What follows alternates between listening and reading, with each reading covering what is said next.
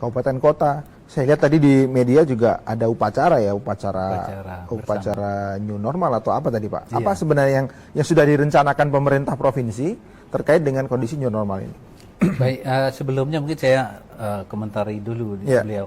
Jadi beliau ada edukasi yang masif tadi. Jadi benar yang seperti yang beliau sampaikan bahwa kesehatan untuk bisa berhasil tentu perlu peran serta masyarakat. Ya.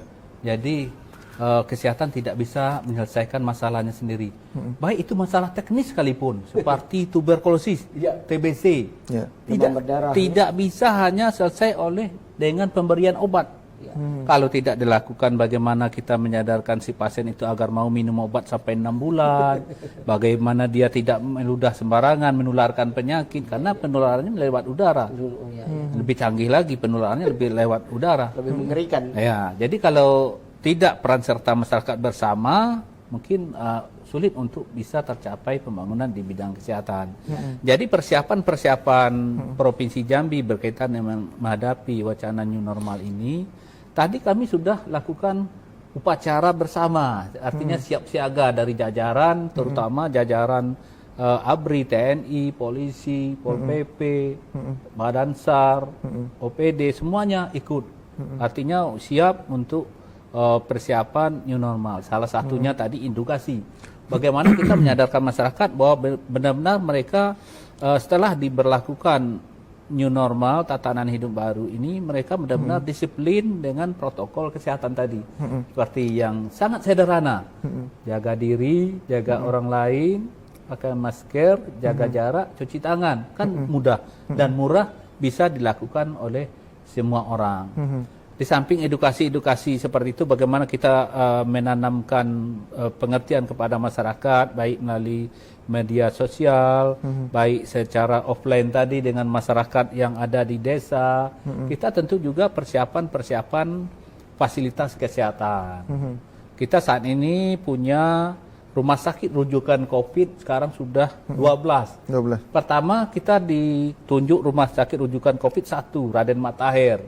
Kita rasa kurang, kita tambah dengan keputusan Gubernur 3, tambah lagi 5, sekarang menjadi 12. Itu adalah persiapan kita terutama untuk menangani pasien. Termasuk ruang isolasi, APD-nya, semuanya sudah siap Pak ya? Sudah kita siapkan. Lengkap, ya? Jadi contohkan sekarang ini ada 12 rumah sakit rujukan COVID, ada beberapa rumah sakit ruang isolasinya sudah penuh. Seperti Kerinci, rumah sakit Sungai Penuh. MH Talib itu ruangan isolasinya tersedia 10, sekarang sudah terisi 10. Nah, itu salah satu persiapan yang perlu kita siapkan. Kalau seandainya tatanan new normal ini kita perlakukan, ternyata tambah pasien, kita harus siap. Kita harus sudah siap ada ruangan-ruangan isolasi baru. Seperti di Sungai Penuh kita sudah siapkan rumah sakit. Nah, ini yang sedang disiapkan maksudnya Pak ya? Sedang dan sudah. Kemudian kalau bagi kabupaten kota akan kita persiapkan lagi, seperti contohnya saya coba mulai dari Sungai Penuh, kita sudah menyiapkan rumah sakit lagi Haji Bakri untuk kalau seandainya ada tambahan pasien, kita sudah rawat di rumah sakit rujukan untuk Haji Bakri. Provinsi Jambi, kita punya ruangan isolasi sudah kita siapkan di Bapelkes.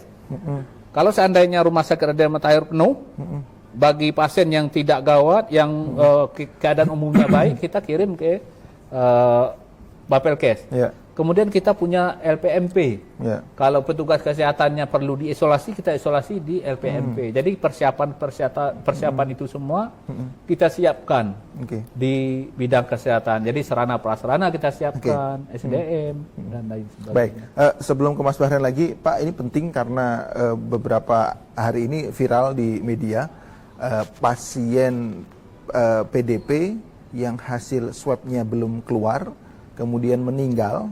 Keluarga tidak mau nih dimakamkan dengan protokol COVID, sehingga dibawa pulang, sehingga menjadi viral dan menjadi pembicaraan di masyarakat.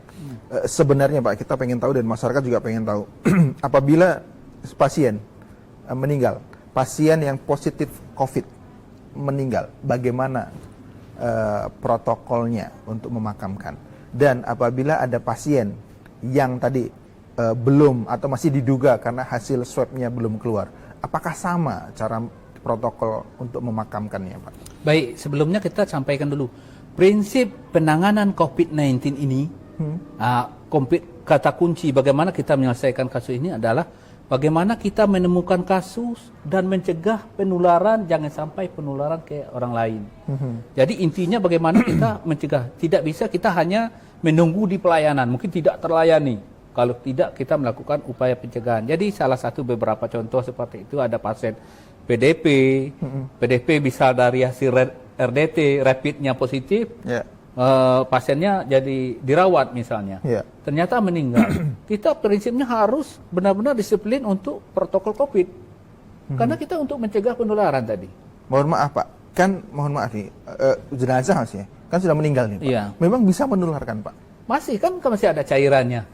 Kan itu ya kita kalau memang protokol COVID ya kita lakukan di penanganan jenazah di rumah sakit dengan protokol kesehatan, mungkin kita sudah melakukan persiapan dengan protokol yang ketat, seperti itu kan sudah ketat.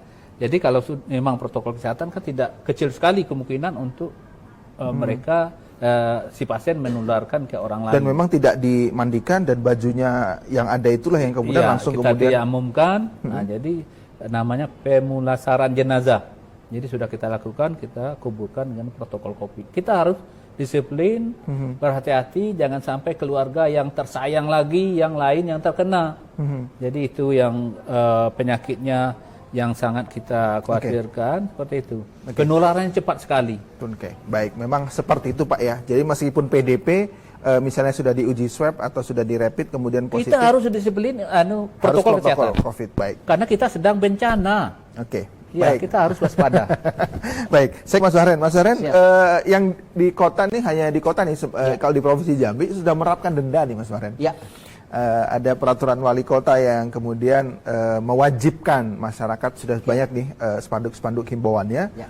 Kemarin sudah mulai disosialisasikan dan mulai hari ini kalau tidak salah itu diterapkan dan sudah ada yang kena denda tadi. Apa tanggapan? Perlukah memang memakai denda? Baik, terlepas apakah aturan itu sudah boleh mendendakan atau tidak, mari kita lihat. Beberapa bulan yang lalu ketika COVID baru saja booming dalam tanda kutip di Indonesia, kami dari Pusat Kajian Demokrasi dan Kebangsaan itu mengadakan webinar, Bang. Itu beberapa negara, ada 8 negara pada saat itu. Ada China sendiri, Tiongkok sendiri, kemudian ada Arab dari waktu itu dari Mesir, kemudian ada Australia, Amerika dan seterusnya. Apa yang ingin saya sampaikan?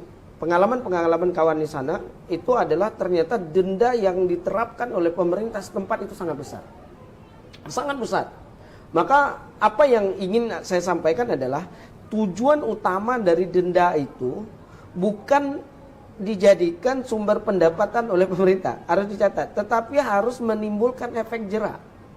Maka untuk menimbulkan efek jera itu harus besar. Ya. Sekarang saya tanya Mas Parisi, kalau tertinggal ya ini ya, itu milih mikir, paling 50.000. Cuma kalau dendanya 500.000, mikir balik nggak? Pasti balik. Balik gitu loh. Berarti yang di kota Jambi 50.000 kurang menurut saya. Iya, kalau tujuannya adalah untuk menimbulkan efek jera, catat itu, gitu loh. Kenapa? Ada 3 tahapan ya, saya catat untuk menimbulkan. Yang pertama adalah kita pembentukan disiplin. Nah, pembentukan disiplin ini salah satunya adalah penegakan aturan.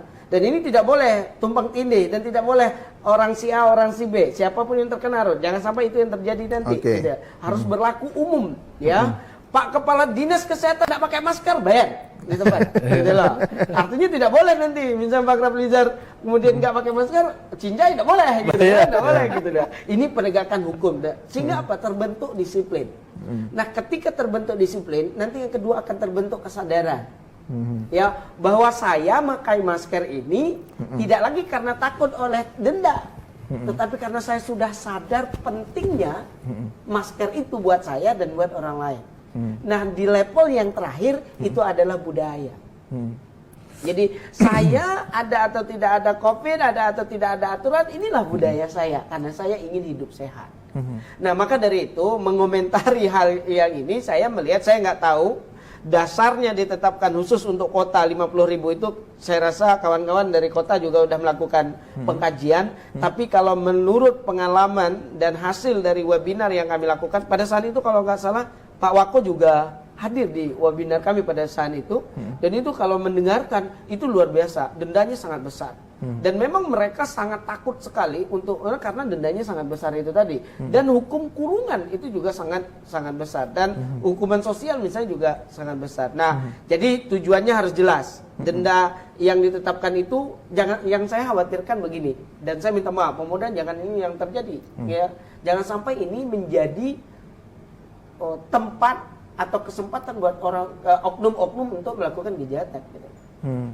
Ya, tahulah maksud saya. Janganlah nanti kawan-kawan di lapangan bermain-main dengan itu gitu. 50.000 gitu. Karena kalau 500.000 itu berarti harus masuk ke kas negara. Prosesnya pasti panjang karena jumlahnya tidak besar. Cuma kalau 50 main lempar aja kan gitu ya seperti itu. Dan saya berkeyakinan sekali lagi tanpa maksud untuk mengkritisi, tapi paling tidak ini tolong dikaji ulang kalau tujuannya adalah untuk membuat masyarakat disiplin, karena tujuannya untuk mendisiplinkan sehingga tercapai yang 3 ini. Oke, baik. Provinsi Jambi sendiri gimana memandang denda itu? Perlukah nanti gubernur juga melakukan hal yang sama? Ini kan baru sebatas kota, Pak Rafizal. Apakah nanti ada pergub atau apapun hal yang dikeluarkan kemudian untuk mendisiplinkan masyarakat? Karena kata kuncinya kan mendisiplinkan. Setelah disiplin nanti akan terbentuk kesadaran dan menjadi budaya. Gitu. Tentu Provinsi Jambi melakukan kajian-kajian lagi. Bagaimana upaya ini, bagaimana menyadarkan masyarakat tadi. Mungkin bisa melalui edukasi tadi, menyadarkan masyarakat, disiplin. Terus melalui contoh-contoh yang apa yang kita lakukan, melalui edukasi lewat spanduk dan lain sebagainya. Mungkin kalau yang untuk denda kita pelajari lagi untuk Provinsi Jambi. Apakah memang benar perlu kita terapkan denda bagi yang tidak pakai masker untuk mendisiplinkan bagaimana orang bisa tidak menularkan COVID-19 ini kepada orang lain.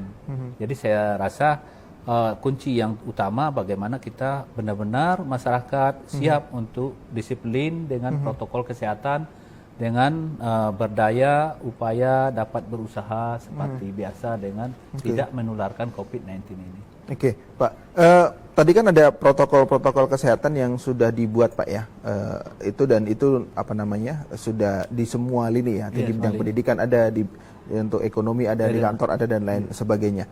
Nah, apakah hal tersebut sudah diajak ketemu semuanya, misalnya rapat bersama misalnya seluruh stakeholder, misalnya pihak hotel misalnya, sekolah misalnya atau apa, kemudian ini loh protokol kesehatannya, tolong dipersiapkan dulu pada saat nanti kita sudah bisa new normal, artinya R0-nya RO Pak ya, RO-nya sudah 1 misalnya, dan itu kita langsung bisa ngegas gitu. Gimana Pak? Sudah? Jadi kita terutama untuk pertemuan bersama, karena tadi kita dalam keadaan COVID, jadi kita tidak boleh ketemu.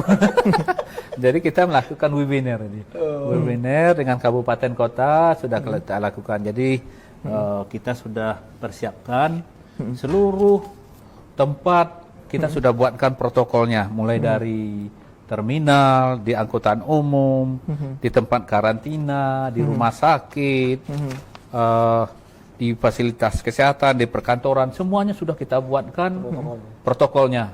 Jadi tinggal kita melakukan edukasi, kemudian karena wilayah kita kabupaten kota, jadi 11 kabupaten kota, tentunya kita melakukan webinar dengan mereka, dan sekalian mengirim secara online dan secara hard copy kepada kabupaten kota. Ini loh yang harus kita lakukan seandainya di sekolah harus seperti ini, di pasar tradisional harus seperti ini, di industri harus seperti ini. Semuanya sudah kita persiapkan untuk menghadapi new normal. Di samping sarana prasarana tadi. Izin Bang, mungkin nanti apa yang ada ini boleh di-share ke kami. Nanti relawan kami juga akan membantu. Iya, bersyukur sekali. Kami senang sekali dengan Pak Baren ini.